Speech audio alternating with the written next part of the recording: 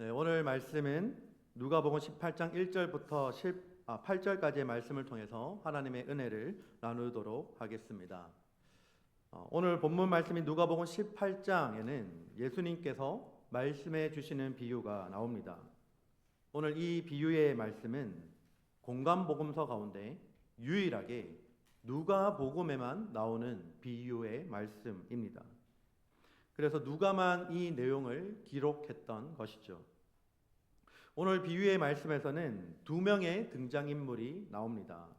이 두 명은 서로 대조가 되는 입장에 서 있습니다. 한쪽은 사회적으로, 종교적으로 강한 자이고, 또 다른 한쪽은 힘이 없는 약자가 배치되어 있습니다. 그 두 명의 등장인물은 바로 한 재판장과 과부입니다. 오늘 말씀에 나오는 재판장은 불의한 재판장입니다. 오늘 말씀 가운데 나오다시피 주님께서 불의한 재판장이라고 직접 말씀하셨죠.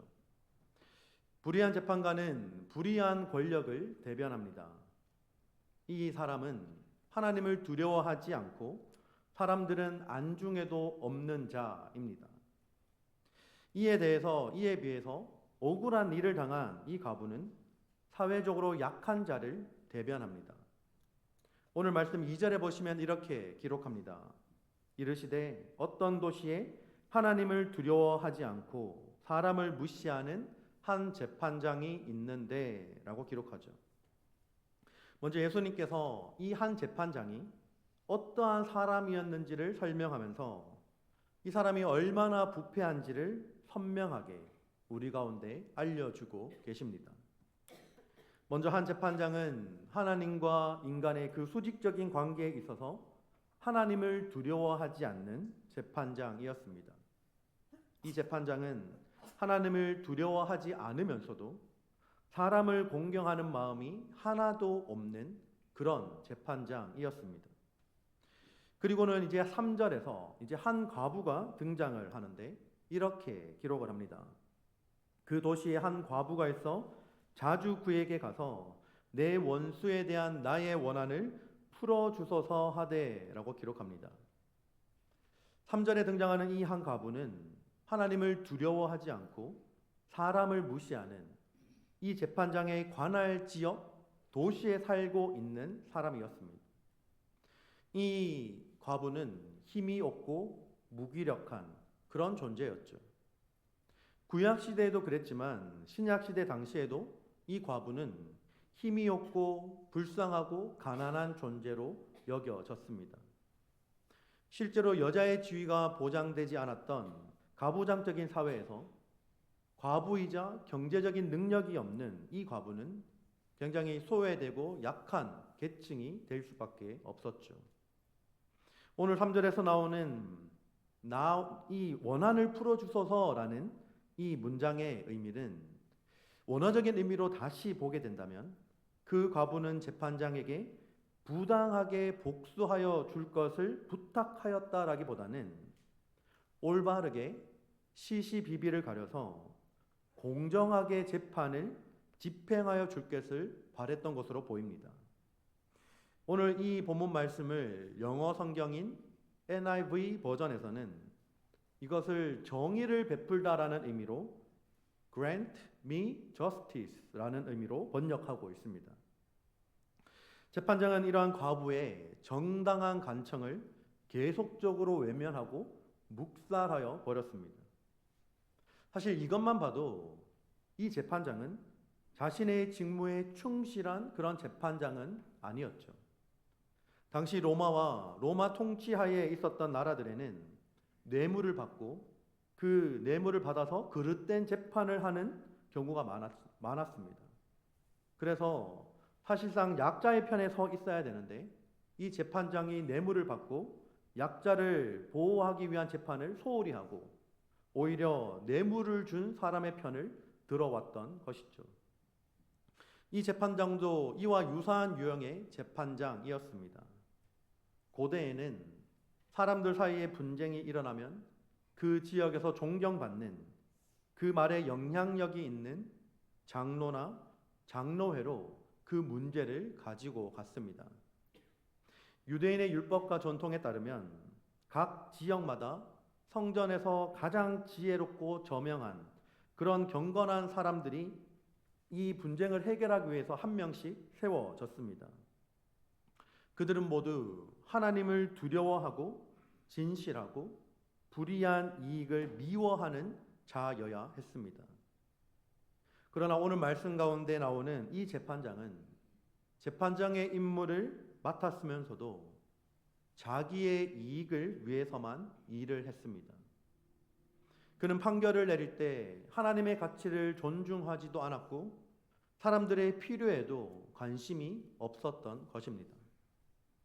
4절 말씀에서 이 부패한 재판장은 이 가난한 과부를 위한, 즉 자신에게 아무런 이득이 돌아오지 않을 것 같은 이 재판을 진행하고 싶은 생각이 하나도 없었습니다. 4절의 시작을 이렇게 시작하죠. 그가 얼마 동안 듣지 아니하다가 라고 기록합니다. 이 재판장은 이 과부의 애절한 요청에도 불구하고 그 재판을 공정하게 해줄 생각이 없었습니다. 이 재판장은 과부를 보호하거나 과부의 편에서 판결할 생각이 없었습니다. 여러분, 과부로서 그 당시에 산다는 것은 굉장히 고통스럽고 힘든 일이었습니다. 그런 그녀가 마지막으로 걸 수 있는 유일한 희망이 바로 이 법적인 보호였습니다. 여러분, 미국에서도 수라고 표현을 하죠. 소송을 많이 걸게 되는 모습을 봅니다. 사람들이 둘 사이에서 다툼이 일어나서 뭔가 이제 말로는 해결이 안 될 때 누가 옳냐 맞냐, 또 누가 손해배상을 받아야 되느냐라는 것을 따지기 위해서 마지막으로 하는 절차가 바로 소송입니다. 바로 말로는 안 되니까 마지막 방법으로 법적인 보호를 받기 위해서 소송을 거는 것이죠. 이 과부도 마찬가지였습니다. 주님은 그 재판장을 하나님과 사람들을 대수롭지 않게 여기는 사람으로 묘사하셨죠. 다르게 말하면 이 재판장은 정의를 외면함으로 인해서 정치적으로, 사회적으로, 금전적으로 자기에게 유익을 얻을 수 있었기 때문에 벌을 내려야 되는 사람들 편에 오히려 섰습니다. 시간이 얼마간 흘러서 그는 마침내 결단을 내리게 됩니다. 이 재판장은 정당한 법의 집행이나 이 억울한 과부를 위해서가 아니라 바로 자기 자신을 위해서 과부의 소원을 들어주어야겠다라고 생각을 하게 됩니다. 4절 말씀에 다시 한번 보시면 이렇게 기록을 합니다. 그가 얼마 동안 듣지 아니하다가 후에 속으로 생각하되 내가 하나님을 두려워하지 않고 사람을 무시하나. 여러분, 여기서 참 재미있는 사실을 발견하게 됩니다. 이 재판장이 스스로 어떤 사람인지는 적어도 알고 있었다라는 것이죠. 자기 스스로를 표현하기를 내가 하나님을 두려워하지 않고 심지어 내가 사람을 무시하는 사람이다라고 스스로 알고 있다라는 것입니다. 근데 대부분의 경우 이 정도까지 가게 되면 스스로 자기가 이런 사람인지조차 모른 채 살아가는 경우가 많죠. 하지만 이 재판장은 자기 스스로를 알았습니다. 내가 하나님을 두려워하지 않고 사람을 무시하는 사람이다. 자, 이렇게 불의한 재판장의 관심은 과부의 억울한 사정이나 정의의 구현에 있는 것이 아니라 자기 개인의 유익에 있었습니다. 5절에 기록하다시피 이 과부가 나를 번거롭게 하니라고 기록을 하는데, 이것을 다시 이 원어의 의미를 살려서 번역하면 나를 성가시게 하고 나로 하여금 고생하게 하고 나로 하여금 근심하게 만들기 때문에 라고 번역할 수 있습니다.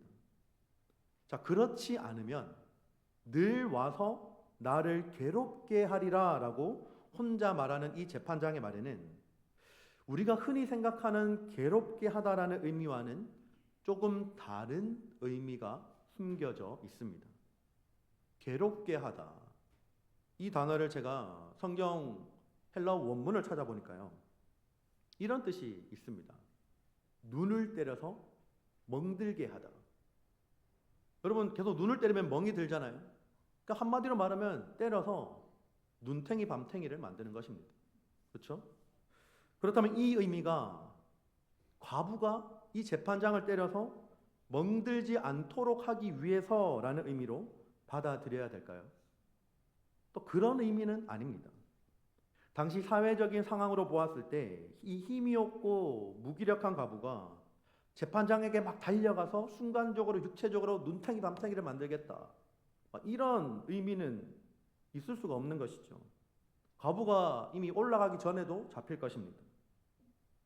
이 표현을 쓴다라는 것은 이 재판장이 지금 사태를 어떻게 느끼고 있는가를 지금 말해줍니다. 그러면 이 성경 구절의 의미는 과부가 끈질긴 요청을 하였음에도 불구하고 그것을 거절했을 때 자신의 눈밑을 계속 때려서 멍들게 한 채로 다니게 할 만큼 성가시게 하고 또 악평을 부담스러워하였다라는 의미로 받아들여야 합니다. 여러분 막 진짜 여러분의 눈이 막 눈에 멍든 채로 마음대로 다니실 분은 안 계시겠죠? 아마 이제 여러분의 멍이 들면 막 가리기 바쁠 겁니다. 막 섀도우를 바르기도 하고 뭐 별의별 이거를 다 발라서 나가게 된다면 외출을 하겠죠. 결국 이 자체도 자신의 명예와 자신에게 쏟아질 비난을 부담스러워했다라는 것입니다. 그만큼 이 여인의 행위가 결연하고 절박하다라는 것을 말해주고 있는 것이죠. 재판장 스스로가 자기 보호를 위한 조치를 생각하지 않을 수 없도록 만들고 있는 것입니다. 남은, 다른 사람은 조금도 생각하지 않는 사람이라 할지라도 자기 자신만큼은 얼마나 끔찍하게 생각하고 있는지를 잘 보여줍니다. 이러한 자기 중심성, 이것을 자기 중심성이라고 표현할 수 있는데, 이러한 자기 중심성은 불의한 사람조차도 움직이지 않을 수 없게 만드는 동기가 됩니다. 너무나 자기 중심적인 동기에서 재판장은 이제 자기에게 쏟아질 비난과 악평이 부담스러우니까 이 계속 찾아오는 이 과부의 재판을 빨리 해치워야겠다라는 생각을 한 것입니다. 여러분, 우리도 가만히 우리 자신을 돌아보면 우리의 모습도 마찬가지의 모습을 할 때가 많다라는 것을 발견하게 됩니다. 아무리 주변에서 이야기해도 그것이 내 자신과 관련되어 있지 않으면 움직이지 않을 때가 많습니다. 정작 그 이야기를 잘 들어주는 것 같지만 정작 그 이야기가 나의 이야기가 되지 않으면 우리는 움직이지 않습니다. 누군가가 오늘 과부와 같이 우리에게 찾아와서 자신의 억울함을 호소하고 무엇인가 조치를 해주기를 바란다라고 생각해 봅시다. 올바르게 정의라는 거창한 단어를 쓰지는 않을지라도 무엇이 옳고 그른지를 제대로 판단해 주기를 바란다라는 마음으로 찾아와서 어떤 사람이 우리에게 찾아와 하소연한다라고 생각해 봅시다. 그러면 우리는 말로는 그 하소연하시는 분을 위하는 척을 할 수 있지만 실제로 그 억울함을 당한 분을 위해서 도움을 주거나 실제적인 행동에 나서는 일은 쉽사리 하지 않게 되는 것을 보게 됩니다. 그러면 언제 움직이기 쉬울까요? 그 다른 사람이 받은 피해를 나도 동일하게 당하게 되면 이제 그때는 못 참고 움직이게 됩니다. 나뿐만 아니라 그 피해를 혹은 나나 혹은 내 옆에 있는 나의 아내나 나의 남편 또는 나의 자녀가 그 피해를 입게 되면 그때서야 움직이게 되는 것을 발견하게 됩니다. 여러분, 이게 바로 자기중심성입니다. 자신에게 이익이 되거나 자신에게 직접적인 피해가 오지 않으면 자신이 받는 피해를 복구하거나 명예를 회복하기 위한 것이 아니면 움직이지 않는 모습이 바로 오늘 이 불의한 재판장이 보인 태도와 동일하다라는 것입니다. 우리는 인정하고 싶지 않을지라도 우리의 모습 깊이 들여다보면 누구나 자기 중심성이 있음을 발견하게 됩니다. 내 일이 아닌데, 나랑은 상관없는 일이잖아. 그 정도는 괜찮아, 넘어갈 수 있지. 뭘 그렇게 민감하게 반응하고 그럽니까? 라고 할 수 있지만 실상은 그 이면에 자기 자신만을 위하는 마음이 있다라는 것입니다. 사람의 동기는 이렇게 자신의 유익을 구할 때 움직이게 됩니다. 그런데 이것이 하나님께 적용될 때는 경우가 달라집니다. 하나님의 응답은 그 동기가 다르기 때문입니다. 하나님은 자신의 안위와 자신의 유익을 위해서 행동하시는 분이 아닙니다. 하나님께서는 사람들을 사랑하시기 때문에 움직이십니다. 그런 의미에서 예수님께서는 늘 하물며라는 논법을 사용하십니다. 사실 이것은 유대인들에게 익숙한 논법인데요. 7절 말씀을 함께 읽도록 하겠습니다. 하물며 하나님께서 그 반납 부르짖는 택하신 자들의 원한을 풀어주지 아니하시겠느냐? 그들에게 오래 참으시겠느냐? 이 불의한 재판관은 자신과 아무런 상관이 없는 사람에 대해서도 그 끈질긴 태도 때문에 비록 그것이 자기 자신을 위한 일이었지만 그 간청을 들어주지 않을 수 없었습니다. 그렇다면 하물며 자비로우시고 의로우시고 사랑이 많으신 하나님께서 그 사랑하는 자녀들을 위해서 더욱더 그 기도에 응답하시지 않으시겠습니까? 마태복음 7장 9절에서 11절 말씀, 우리가 잘 아는 말씀인데요. 우리 한 목소리로 읽어볼까요? 너희 중에 누가 아들이 떡을 달라 하는데 돌을 주며 생선을 달라 하는데 뱀을 줄 사람이 있겠느냐? 너희가 악한 자라도 좋은 것으로 자식에게 줄 알거든. 하물며 하늘에 계신 너희 아버지께서 구하는 자에게 좋은 것으로 주시지 않겠느냐? 아멘. 오늘 말씀은 불의한 재판관과 그리고 이 하나님을 같은 선상에 놓고 비교하는 것이 아닙니다. 오히려 이 불의한 재판관조차도 간절한 가부의 청에 못 이겨서 그 부탁을 들어주지만 하물며 하늘에 계신 너희 아버지께서 다른 사람의 하나님 아버지가 아니라 바로 사랑과 인자와 자비가 많으신 너희의 하나님 아버지께서 어찌 그 너희의 간청을 들어주시지 않겠느냐라는 것입니다. 여러분, 이러면서 오늘 본문의 마지막 8절이 이어집니다. 8절에 이렇게 주님은 말씀하시죠. 내가 너희에게 이르노니 속히 그 원한을 풀어주시리라. 그러나 인자가 올 때에 세상에서 믿음을 보겠느냐 하시니라. 아멘.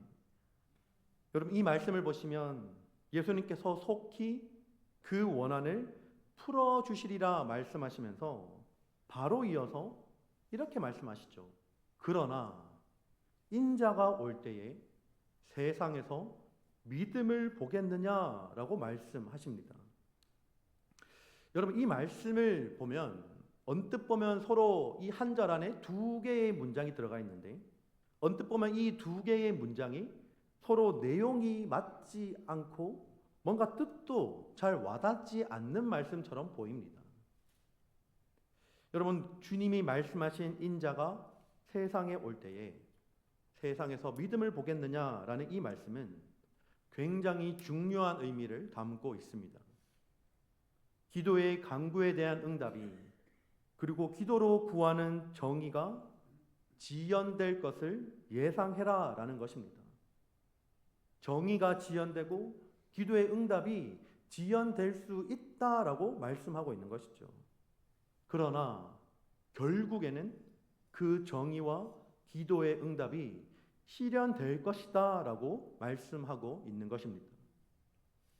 이 마지막 시대를 살아가는 성도들에게 이런 믿음은 다른 어떤 것보다도 중요합니다.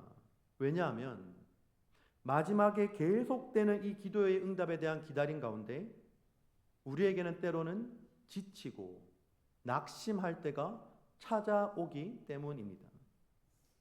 낙심치 않고 기도하는 것이 주님의 재림을 기다리며 살아가는 성도들의 특징이 되어야 하는데, 그만큼 이 믿음을 마지막 때에 보기 어렵다라고 말씀하고 있는 것이죠. 여러분, 오늘 불의한 재판장과 이 과부의 비유 가운데 이 과부는 재판장이 들어줄 때까지 탄원하기로 마음먹었기 때문에 재판장이 자신의 억울함을 풀어주리라 확신을 가지고 있었습니다. 물론 그것이 언제 응답이 올지는 모르지만 확신을 가지고 포기하지 않고 계속 찾아갔던 것이죠. 과부도 이 정도 찾아가면 포기할 법도 한데 계속 찾아갔다라는 것입니다. 사람들에게 있어서 누구나 기다리는 믿음은 힘이 듭니다. 어렵습니다. 제가 미국에 처음 와서 제일 힘들었던 것이, 영어가 사실 처음에는 유창하게 되지 않아서 힘든 것도 있었는데, 미국에 와서 제일 힘들었던 것이 모든 일 처리가 다 느리다라는 것이 제게 너무 힘들었습니다. 아니, 한국이라면 하루 만에 끝날 일이 미국에서는 일주일, 2주일, 한 달, 2달, 3달 막 계속 기다려도 일 처리가 되지 않는 것이죠. 일이 제대로 진행되고 있는지 혹은 안 되는지 그것도 모른 채 그냥 마냥 기다려야 되는 것이 너무나 힘들었습니다. 제가 준비해야 하는 모든 것들을 다 준비해서 제출을 한다고 해도 일 처리가 너무 늦어서 막연하게 그냥 기다리는 것이 너무 힘들었습니다. 한국에서 모든 일 처리가 빠르고 제 성격도 조금 급한 면이 있어서 그것이 나에게는 견디기가 너무 힘들었습니다. 하루 만에 됐던 게 한 주, 2주, 한 달, 3달, 6달 걸린다고 생각해 보십시오. 그때 받는 스트레스는 영어가 안 되는 스트레스와는 비교가 안 됩니다. 엄청난 스트레스죠. 여러분, 사람들은 누구나 한동안은 믿을 수 있습니다. 기다릴 수 있습니다. 그러나 어느 정도의 시간이 지나면 한계가 찾아옵니다. 그리고 결국 자포자기하게 되고 다 내려놓게 되어서 스스로도 이제 잊어먹고 지나갈 때가 있다라는 것입니다. 누구나 긴 어둠의 터널을 끝까지 견디기는 어렵습니다. 제가 한국에서 운전할 때 강원도 속초 쪽으로 운전해서 갔을 때가 있었습니다. 가다 보면 굉장히 긴 터널을 하나 만나게 됩니다. 저는 살다가 그렇게 긴 터널은 처음 봤습니다. 보통 이제 어느 정도 되면 이제 터널을 운전하면서 이 정도 가게 되면 끝이 보여야 정상인데, 저 멀리 저 터널이 끝나는 지점이 보여야 정상인데, 이 터널은 운전을 해도 끝나지 않는 겁니다. 그렇게 한참을 가다가 저에게 문득 불안감이 몰려왔습니다. 만약 이 터널을 지나가다가 사고가 나면 어떡하지? 큰일 나겠구나 라는 불안감이 몰려오는 것이죠.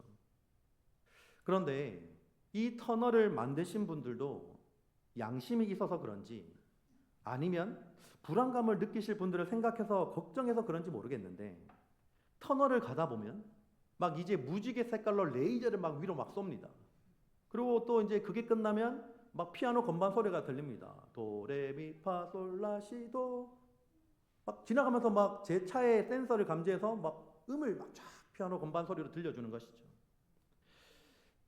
그래서 한 번씩 그런 효과들 때문에 이 막혀있는 어두운 터널을 지나가다가도 졸음이 달아나기도 하는 것입니다. 결국 그 긴 터널을 처음으로 만나서 지나갈 때 기나긴 인고의 시간이 끝나고 결국 저는 광명을 보았습니다. 스스로도 언제 출구가 나오나 지쳐 있을 때, 포기하고 있을 때 저기 멀리서 하얀 빛이 보이기 시작하는 겁니다. 여러분, 그 빛이 얼마나 반갑던지요. 아, 이제 드디어 출구구나 하면서 안도감이 들기 시작했습니다. 자, 이런 경험을 하고 나서 제가 또다시 속초로 갈 일이 생겼습니다. 자, 같은 길을 또 가게 되었습니다. 그리고는 운명처럼 다시 그 터널을 만나게 되었죠. 제가 그 터널을 이제 두 번째 지나갈 때 제가 처음처럼 불안감이나 두려움을 제가 느꼈을까요? 안 느꼈을까요? 네, 안 느꼈습니다. 제가 그렇게 쫄보가 아니기 때문이죠. 두 번째는 전혀 그런 마음이 들지 않았습니다. 왜일까요? 네, 저는 이미 이 터널의 끝이 어딘지, 얼마나 운전하면 이 터널을 지나갈지 알기 때문입니다. 아, 이제 피아노 건반 소리가 나고 이제 한 5분 더 지나가면 끝이구나 라는 거를 저는 이미 알고 있기 때문에 두 번째 지나갈 때는 저에게 좀 더 여유가 생겼습니다. 그래서 이 피아노 건반 소리가 들릴 때 야, 잘 만들었네. 그러면서 이제 좀 그렇게 말하고 있을 정도로 여유가 생겼습니다. 근데 여러분, 누구나 사람들은 그 기다림의 끝이 어딘지를 알게 되면 기다릴 수 있습니다. 시간이 좀 더 걸린다 해도 얼마나 걸릴지, 얼마나 기다리면 끝이 날지 알게 되면 그것은 기다릴 수 있습니다. 그런데 제일 힘든 것은 그 기다림의 끝이 언제일지 모를 때 가장 힘든 거 아니겠습니까?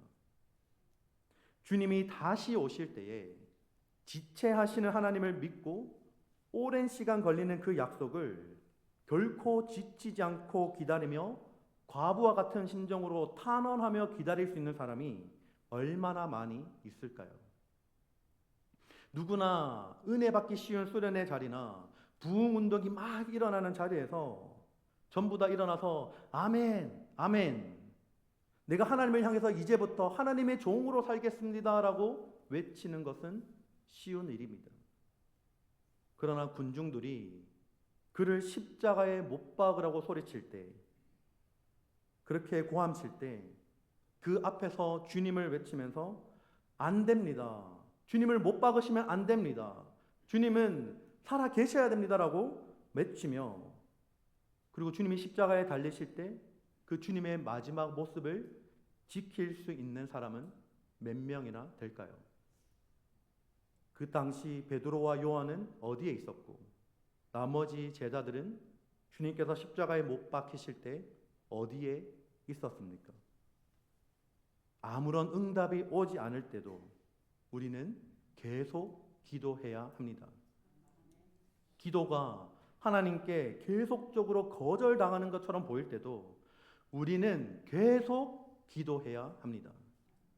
모든 사람이 믿을 때 신자가 되는 것은 쉬운 일입니다.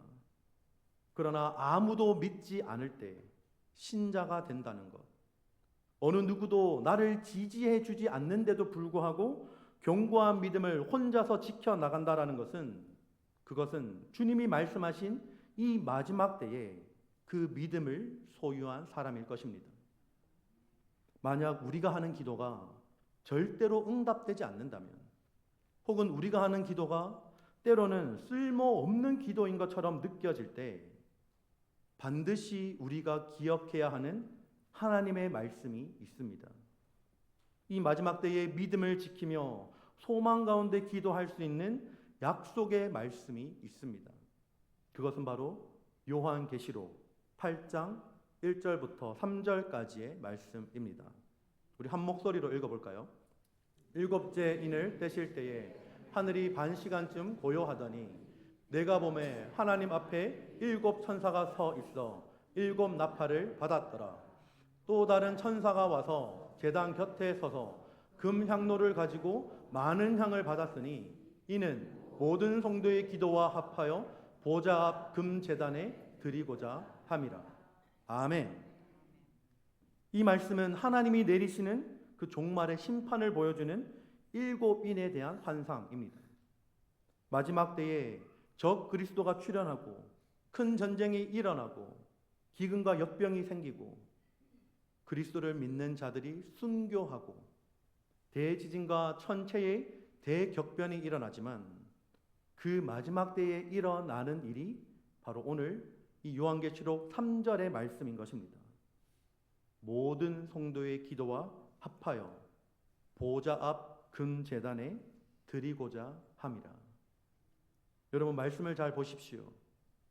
천사가 와서 제단 곁에서 이제 금향로를 가지고 올려드리는데 그것이 모든 성도의 기도와 합하여 라고 말합니다. 일부 성도가 아니라 목사님들의 기도가 아니라 장로님들, 권사님들의 직분자들의 기도가 아니라 모든 성도의 기도와 합하여져서 제단 앞에 드려진다라고 기록합니다. 그러면 성도이신 여러분의 기도는 그 영광스러운 제단 앞에 하나도 빠짐없이 올려지는 기도가 되는 것입니다. 비록 여러분의 때에 기도의 응답을 보지 못한다 할지라도 그 기도는 헛된 기도가 아니라 반드시 합하여져서 제단 앞에 드려지는 기도로 응답된다라는 것입니다. 사랑하는 성도 여러분, 우리 모두 주님께서 하신 이 반어적인 질문, 그러나 인자가 올 때에 세상에서 믿음을 보겠느냐 하시니라. 이 질문에 주님, 제가 그 믿음을 가진 자 되겠습니다. 아니 지금은 그 믿음에 도달하지 못하는 모습일지라도 그 믿음을 가진 자로 살고 싶습니다 라고 고백해 보시지 않으시겠습니까? 긴 어둠의 터널 끝에도 끝이 있음을 믿고 비록 내 삶에서 기도의 열매를 보지 못한다 할지라도 반드시 우리가 한 기도는 헛되지 않으며 그 기도는 미랄이 되어 결국 우리의 후손들에게, 우리의 다음 세대들에게 우리 이후에 지금보다 더 악하고 더 음란한 시대를 살아가야 되는 우리의 자녀들에게 열매로 맺히게 될 것을 믿고 기도할 수 있기를 소망합니다. 우리의 기도가 하늘로 올려져 모든 성도의 기도와 한 명도 빠짐없이 모든 성도의 기도와 합하여져서 그 기도가 보좌 앞 제단 앞에 드려지게 되는 것을 믿음으로 취하시면서 이제부터는 기도하기를 쉬는 죄를 범하지 않기를 바랍니다. 그래서 우리의 기도를 통해서 가장 먼저 내가 변화되고 나의 가정이 변화되고 나의 주변 사람들이 변화되고 우리의 교회가 변화되며 온 나라와 열방이 변화되기를 함께 꿈꿔보시지 않으시겠습니까? 우리 모두가 낙심치 말고 기도하며 나아가 세상에서 믿음을 보겠느냐라는 이 주님의 질문에 주님, 제가 믿음을 지키고 낙심치 않았습니다. 여러분 이 고백이 우리 모두에게 있기를 주님의 이름으로 축복합니다.